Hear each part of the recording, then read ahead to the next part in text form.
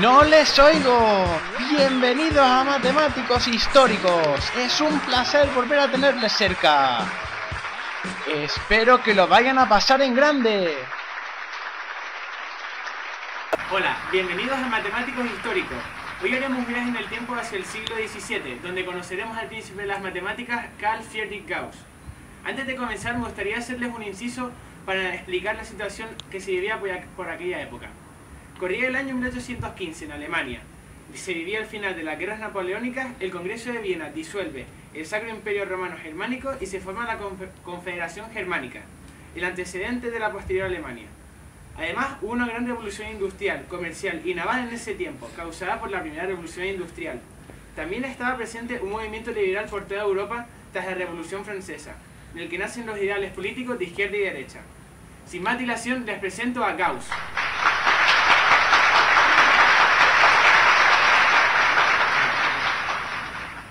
Es un placer estar ahí con usted. Igualmente.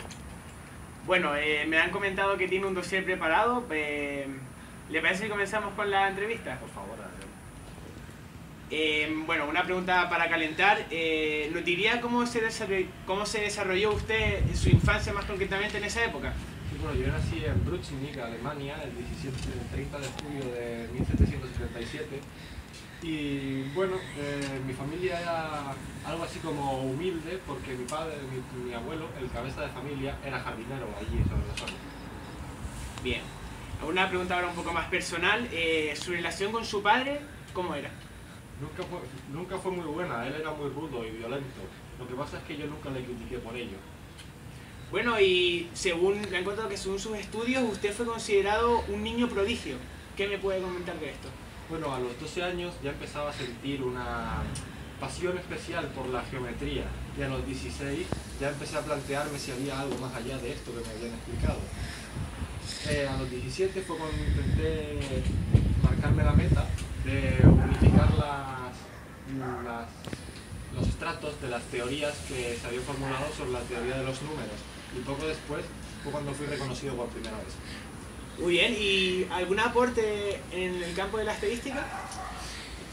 Básicamente, lo único así importante que debo destacar es la función gaussiana, que sus mayores aplicaciones son en el campo este de la estadística. Bien, ¿y algunos otros campos relacionados con las matemáticas? Sí, bueno, tengo la teoría de los números que conseguí unificar en el campo de la geometría, que cual estipula que todo número entero positivo puede representarse como la suma de cualquier número triangular. ¿Me podría decir en qué destacó usted notablemente?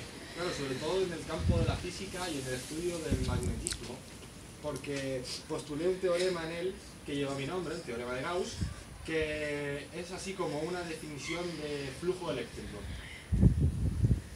Como dato curioso, le diría que mi nombre, aparte de ser un teorema, también es una unidad del campo magnético. ¿Y ese teorema tiene alguna aplicación, alguna utilidad? Sí, bueno, le pondré un ejemplo. Dada una esfera de radio R, si la cargamos uniformemente y un punto A a una distancia cualquiera del centro, podemos calcular el campo eléctrico. Bueno, si no le ha quedado claro, pues le puedo poner otro.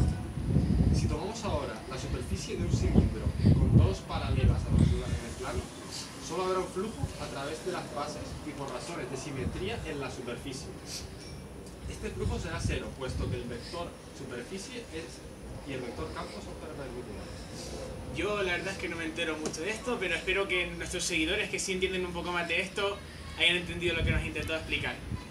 Bueno, me parece que ya hemos abusado bastante de sus conocimientos. Ha llegado el momento de la despedida y quería desearle un muy feliz día y muchas gracias por apoyar el programa. Bueno, sin más dilación, doy por concluido el programa y me gustaría agradecer a todos los miembros que han hecho posible este programa, incluidos los productores, ejecutores, sonido, imagen, etc. Y espero verles a todos ustedes la próxima semana en Matemáticos Históricos. Muchas gracias, hasta la próxima. Claret Las Palmas ha patrocinado este programa.